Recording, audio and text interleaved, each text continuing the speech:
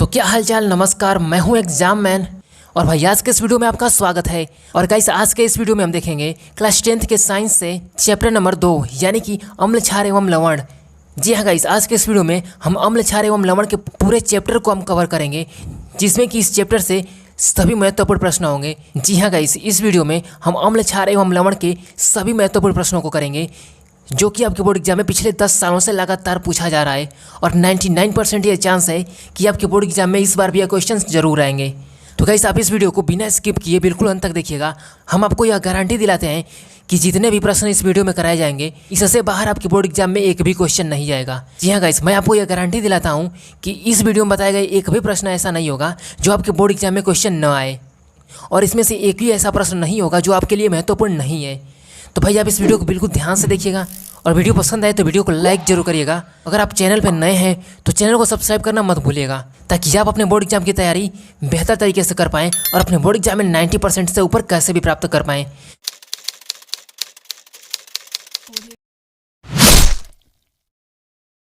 तो गाइस देखिए, बहुविकल्पी प्रश्न में हमारा पहला प्रश्न है आपके पास, क्षारीय विलयन में फिनोल्फ्थालीन सूचक का रंग होता है।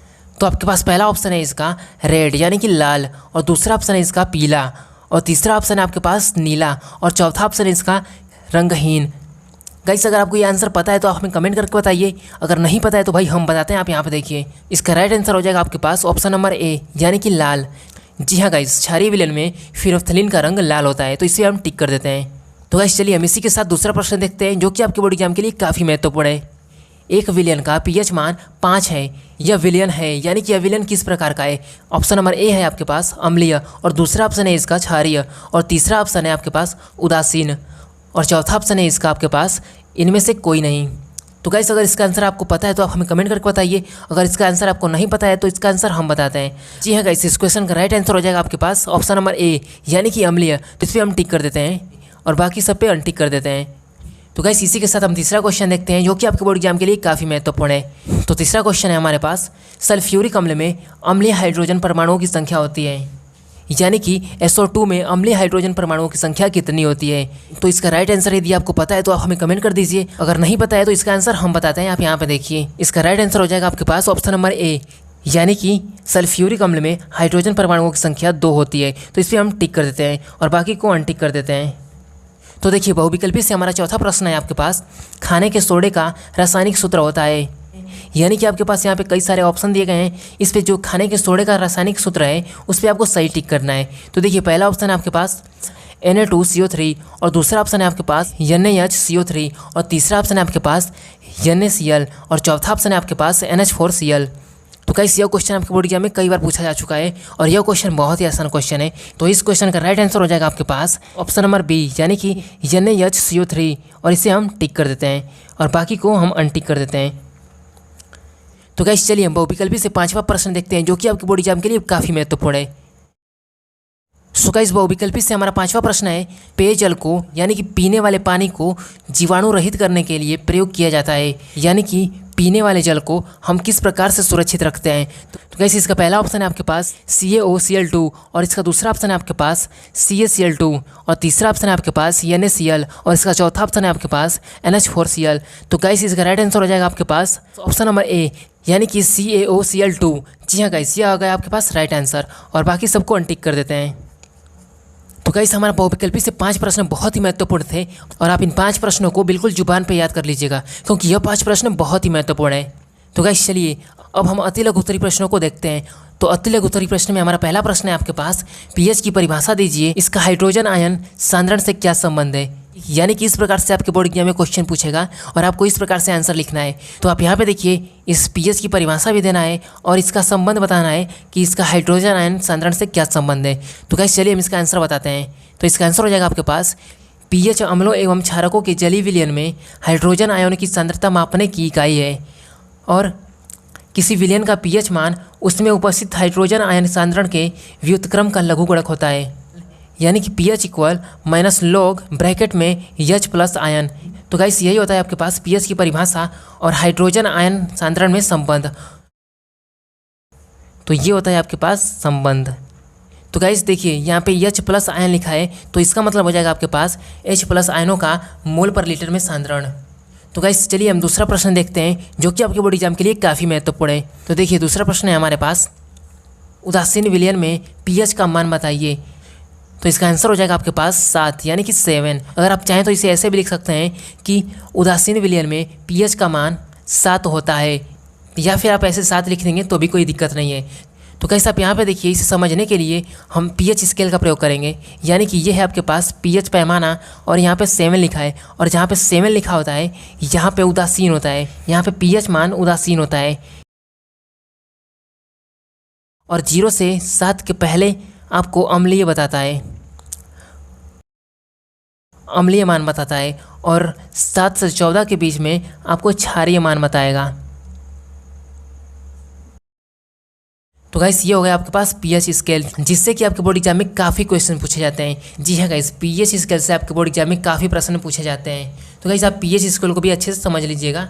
तो चलिए आज का हम तीसरा क्वेश्चन देखते हैं जो कि आपके बोर्ड एग्जाम के लिए काफ़ी महत्वपूर्ण है। तो गाइस तीसरा प्रश्न है आपके पास, एक विलयन में हाइड्रोजन आयन की सांद्रता 10⁻⁹ मोल है।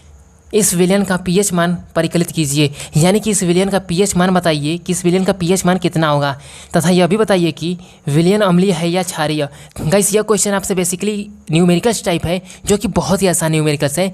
तो आप यहाँ पे देखिए, तो गाइस आप यहाँ पे देखिए, ऐसे क्वेश्चन आपके बोर्ड एग्जाम में काफ़ी आते हैं, और यह क्वेश्चन बहुत ही महत्वपूर्ण होते हैं, और यह क्वेश्चन महत्वपूर्ण होने के साथ साथ बहुत ही आसान भी है। तो देखिए आसान कैसे है, आप यहाँ पे देखिए। तो गाइस देखिए सबसे पहले क्या पूछ रखा है, विलयन का पीएच मान ज्ञात कीजिए। तो सबसे पहले हम विलयन का पीएच मान निकाल लेते हैं। तो गाइस देखिए विलयन का पीएच मान निकालने के लिए सूत्र होता है आपके पास -log ब्रैकेट में H आयन की सांद्रता। तो गाइस यही होता है आपके पास पीएच मान निकालने के लिए सूत्र, और इस सूत्र पे मान रख के आप इस सूत्र से पीएच मान निकाल सकते हैं। तो गाइस देखिए क्वेश्चन में क्या क्या दे रखा है। तो क्वेश्चन में आपसे दिया है हाइड्रोजन आयन की सांद्रता, यानी कि H+ का मान इस क्वेश्चन में दिया है। तो चलिए हम रख देते हैं -log, और H+ का मान क्या है, ब्रैकेट में 10⁻⁹। तो अब देखिए क्या हो जाएगा आपके पास। तो चलिए हम इसे ब्रैकेट से बाहर निकालते हैं। तो -log 10⁹।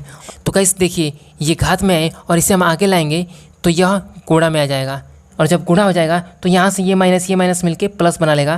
तो यहाँ पे हो जाएगा +9 log 10 +9 log 10, यानी कि ये प्लस हटा के आप लिख सकते हैं 9 log 10, और log 10 का मान होता है आपके पास, यानी कि log 10 का मान होता है आपके पास 1, ये होता है सूत्र। तो आप इसे याद कर लीजिएगा। और log 10 का मान होता है 1, तो हम log 10 को 1 लिख देंगे, यानी कि अगर यहाँ पे 1 लिखेंगे तो 1 का गुणा 9 में करेंगे तो हमें 9 ही प्राप्त होगा, यानी कि हमें पीएच का मान मिल गया आपके पास 9। तो हमने पीएच मान परिकलित कर लिया। और क्या पूछा है आपसे, यह विलयन अम्लीय है या फिर क्षारीय। तो आपको पता होगा कि पीएच स्केल में, यानी कि आपके पास पीएच स्केल है, ये आपके पास 0 है, ये आपके पास 7 है, और ये आपके पास 14 है। तो आपको पता होगा कि 7 से 14 तक के बीच में जो विलयन होता है उसका पीएच मान क्षारीय होता है। जी हाँ गाइस, तो यह विलयन है आपके पास क्षारीय। तो हम लिख देते हैं यहाँ पे, अतः विलयन क्षारीय है। तो गाइस ये हो गया आपके पास तीसरा प्रश्न, जो कि आपके बोर्ड एग्जाम के लिए काफ़ी महत्वपूर्ण है। और चलिए हम देखते हैं आज का चौथा प्रश्न, जो कि आपके बोर्ड एग्जाम में कई बार लगातार पूछा जा चुका है, और यह प्रश्न आपके बोर्ड एग्जाम में लगभग हर साल आता है। तो भाई आप इस प्रश्न को काफ़ी अच्छे से तैयार करिएगा। तो देखिए क्वेश्चन है आपके पास, क्या होता है जब बुझा हुआ चूना क्लोरीन से अभिक्रिया करता है, यानी कि जब हम बुझे हुए चूने को क्लोरीन से अभिक्रिया कराएंगे तो क्या होगा। इसी क्वेश्चन को आपको दूसरी लैंग्वेज में दे सकता है कि ब्लीचिंग पाउडर चूने से कैसे प्राप्त होता है, समीकरण दीजिए। तो कैसे इस क्वेश्चन को करने के लिए हमें सबसे पहले बुझे हुए चूने का सूत्र लिखना होगा। तो देखिए सबसे पहले हम बुझे हुए चूने का सूत्र लिख लेते हैं। तो बुझे हुए चूने का सूत्र होता है आपके पास CaOH का ट्वाइस, और क्या कह रखा है आपके पास, क्लोरीन। और बुझे हुए चूने की हम क्लोरीन से अभिक्रिया कराएंगे, यानी कि Cl2 से अभिक्रिया कराएंगे, तो हमें क्या प्राप्त होगा, तो हमें प्राप्त होगा CaOCl2 और H2, यानी कि जल। और गाइस CaOCl2 का नाम होता है आपके पास ब्लीचिंग पाउडर। जी हाँ गाइस, ये आपके पास है ब्लीचिंग पाउडर। और आप H2O को जानते हैं कि इसे पानी कहते हैं, और इसका नाम अगर लिख दूँ यहाँ पे, ये होता है आपके पास बुझा हुआ चूना। तो गाइस यह हो गया इस क्वेश्चन का राइट आंसर। और चलिए हम आज का पांचवा प्रश्न देखते हैं, जो कि आपके बोर्ड एग्जाम के लिए काफ़ी महत्वपूर्ण है। तो गाइस देखिए यह है हमारा पांचवा प्रश्न, धावन सोडा का रासायनिक नाम तथा अणुसूत्र लिखिए। यानी कि कपड़ा धोने वाला सोडा होता है तो उसी का यहाँ पे सूत्र और नाम पूछा है। तो देखिए इसका रासायनिक नाम होता है आपके पास सोडियम कार्बोनेट और इसका अणुसूत्र होता है आपके पास Na2CO3.10H2O। तो गैस वीडियो को शेयर करते रहिएगा। अगर आपको कोई क्वेश्चन आंसर पूछना है तो आप हमें कमेंट करके पूछ सकते हैं। तो गैस चलिए हम आज का नेक्स्ट क्वेश्चन देखते हैं जो कि आपके बोर्ड एग्जाम के लिए काफ़ी महत्वपूर्ण है। तो गैस आपका नेक्स्ट क्वेश्चन है लघुत्तरी प्रश्न से, और लघुत्तरी प्रश्न आपके बोर्ड एग्जाम के लिए काफ़ी महत्वपूर्ण होते हैं। यहाँ से अधिक नंबर के क्वेश्चन आपसे पूछा जाता है, यानी कि यहाँ पे क्वेश्चन थोड़े बड़े होते हैं। तो आप इन प्रश्नों को काफ़ी अच्छे से तैयार करिएगा और मैं आपको इस पूरे चैप्टर से महत्वपूर्ण प्रश्नों को छांट कर बता रहा हूँ जो कि बहुत ही महत्वपूर्ण प्रश्न है। तो देखिए इसमें पहला प्रश्न है आपके पास, सूचक क्या है, और एक उदाहरण की सहायता से अम्ल क्षार सूचकों के अम्लीय तथा क्षारीय माध्यम में रंग परिवर्तन को स्पष्ट कीजिए। तो गाइस चलिए इसका आंसर हम देखते हैं। तो सबसे पहले हम सूचक हेडिंग डाल लेंगे और इसकी परिभाषा लिखेंगे। तो इसकी परिभाषा हो जाएगी आपके पास, अम्ल क्षार सूचक वे पदार्थ हैं जिनका अम्लीय विलयन में एक रंग तथा क्षारीय विलयन में दूसरा रंग होता है। और इसका उदाहरण हो जाएगा आपके पास मिथाइल ऑरेंज, और इसका दूसरा उदाहरण हो जाएगा आपके पास फिनोल्फ्थलीन। कैसे देखिए मिथाइल ऑरेंज और फिनोल्फ्थलीन कैसे रंग सूचक होते हैं, यानी कि किस प्रकार से रंगों को परिवर्तित करते हैं। तो आप यहाँ पे देखिए रंग परिवर्तन स्पष्टीकरण आपको ऐसे लिखना पड़ेगा आपके बोर्ड एग्जाम में, तभी आपको पूरे अंक मिलेंगे। तो देखिए मिथाइल ऑरेंज जब उदासीन होता है तो अनारंगी कलर का होता है, और जब मिथाइल ऑरेंज के साथ हम अम्लीय विलयन मिला देते हैं उसका रंग लाल हो जाता है। यानी कि अभी हमने देखा कि यह अनारंगी होता है, और जब इसमें हम अम्लीय विलयन मिला देते हैं तो यह लाल हो जाता है। और मिथाइल ऑरेंज के साथ हम क्षारीय विलयन मिला देते हैं तो यह विलयन पीला हो जाता है। और गाइस देखिए, और यही सेम चीज़ होता है आपके पास फिनोल्फ्थलीन के पास। तो फिनोल्फ्थलीन में कुछ इस प्रकार से क्रिया होती है। तो वो क्रिया देखिए आपके पास, जब फिनोल्फ्थलीन उदासीन होता है तो वह रंगहीन होता है, और जब इसमें हम अम्लीय विलयन मिला देते हैं तो यह रंगहीन हो जाता है। और जब अम्लीय विलयन की जगह पे हम क्षारीय विलयन मिला देते हैं फिनोल्फ्थलीन में तो यह लाल रंग का हो जाता है। तो गाइस ऐसे ही यह रंग परिवर्तन करता रहता है, और इसी को हम सूचक कहते हैं जो कि रंग परिवर्तन करता रहता है। तो ये हो गया आपके पास सूचक की परिभाषा और स्पष्टीकरण, और यह क्वेश्चन आपके बोर्ड एग्जाम के लिए काफ़ी महत्वपूर्ण है। तो आप इसे काफ़ी अच्छे से तैयार करिएगा। तो चलिए आज का हम नेक्स्ट क्वेश्चन देखते हैं। तो गाइस लघुत्तरी प्रश्न का हमारा दूसरा क्वेश्चन है आपके पास, पीएच पैमाना क्या है, उदासीन अम्लीय तथा क्षारीय विलयनों के पीएच मान का परास बताइए। परास यानी कि माप बताइए, यानी कि कहाँ से कहाँ तक अम्लीय होता है, कहाँ से कहाँ तक क्षारीय होता है, और कहाँ से कहाँ तक उदासीन होता है। गाइस ये क्वेश्चन बहुत ही आसान है, लेकिन ये लघुत्तरी प्रश्न में पूछा जाता है, यानी कि अधिक नंबरों में पूछा जाता है आपके बोर्ड एग्जाम में।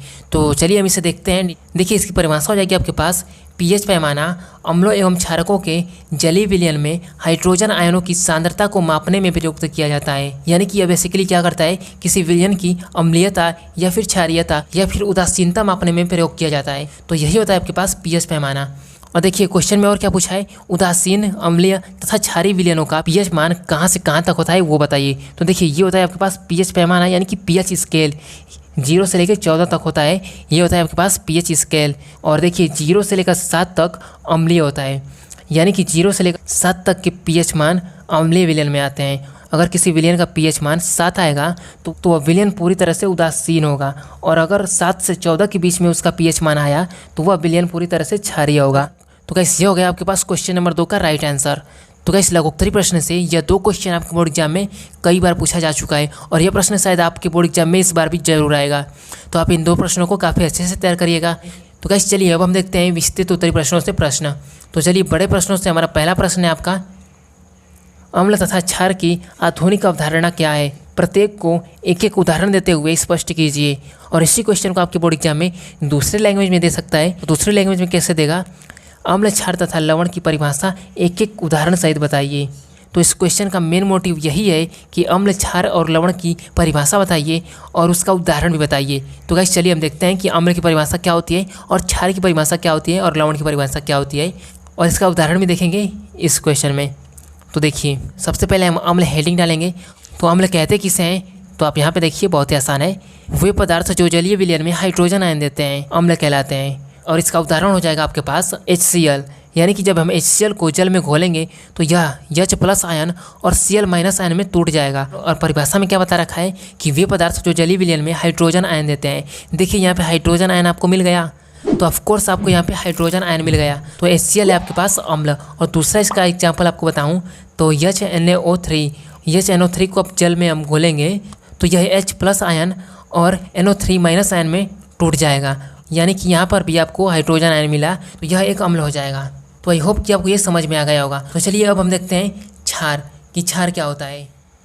तो गाइस आप यहाँ पे देखिए, हमने क्षार की परिभाषा भी यहाँ पे बता रखी है आपको। अब हम देखते हैं कि क्षार की परिभाषा क्या होती है।